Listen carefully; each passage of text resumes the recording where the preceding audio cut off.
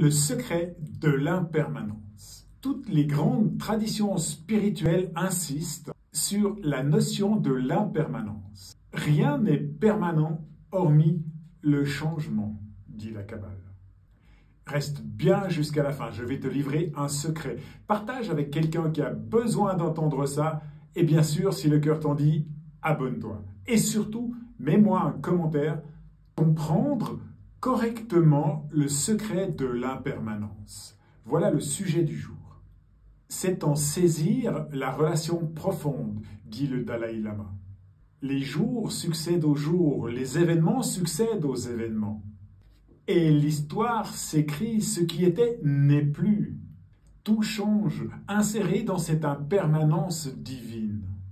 L'être humain, chacun de nous, lutte de toutes ses forces pour s'accrocher à ce qui l'entoure, s'accrocher à sa façon de voir, à ses croyances, à ses principes, à sa santé, à ses œuvres, à sa sécurité, à ce qu'il aime, à ses biens.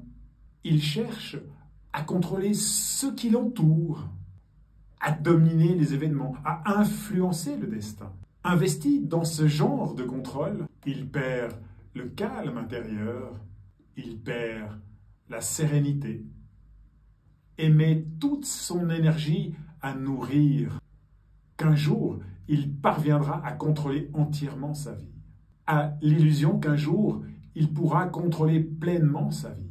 À cause de cette illusion, l'homme et la femme aujourd'hui connaissent l'angoisse, la tension, la frustration.